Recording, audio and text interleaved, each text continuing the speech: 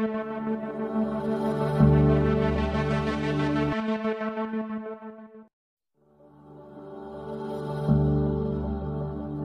Confédération des organisations de victimes des crises ivoiriennes, en abrégé COVICI, a procédé ce jeudi 10 octobre 2024 au sein du Conseil national des droits de l'homme au lancement du programme de renforcement de la cohésion sociale.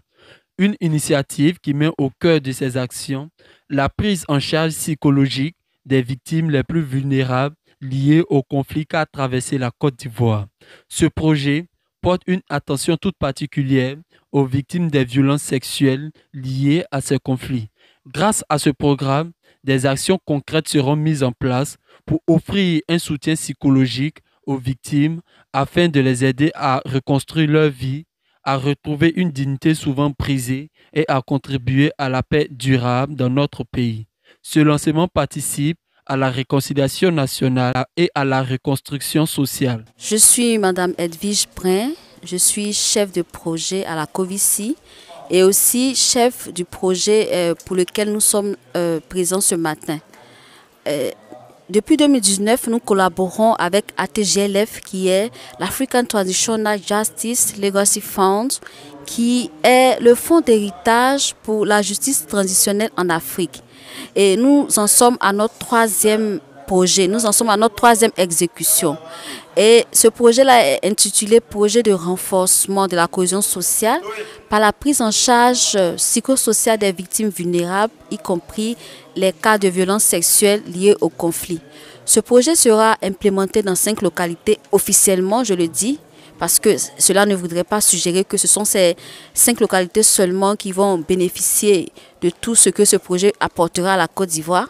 Et ces localités officielles-là sont Abidjan, Bouaké, Daloa, Korogo et San Pedro. Et ce projet-là est étalé sur 17 mois. À ce projet, l'innovation, c'est la rédaction d'une manuel de procédure qui sera comme une ligne directrice, je dirais, pour pouvoir aider les travailleurs sociaux avec qui nous allons collaborer intimement dans ce projet-là, à suivre, à orienter convenablement les victimes qui leur seront référées. Et ce projet, comme je l'ai dit, il s'achève en 2025. Voilà, il a commencé en septembre et il va s'achever en mars 2026. Voilà, excusez-moi, 2026. Donc, nous sommes au lancement avant de lancer les activités y afférentes.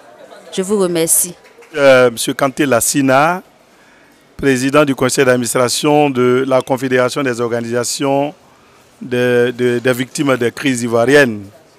Et nous avons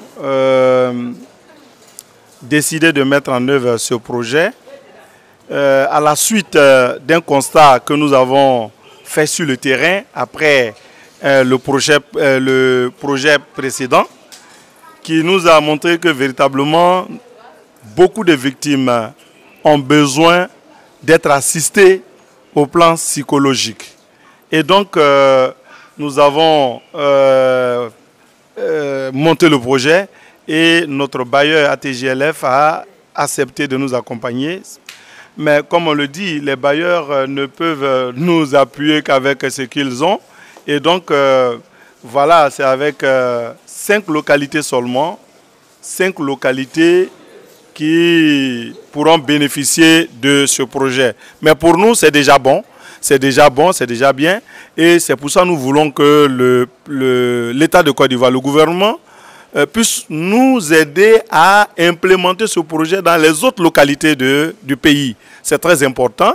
Voilà, et donc nous pensons que véritablement, nous serons suivis, nous serons écoutés pour que les autres victimes ayant besoin d'assistance psychologique puissent être prises en charge. Voilà, voilà ce qui nous motive. Voilà. Et donc, véritablement, nous pensons que l'État va accepter de nous accompagner à atteindre d'autres cibles. Merci.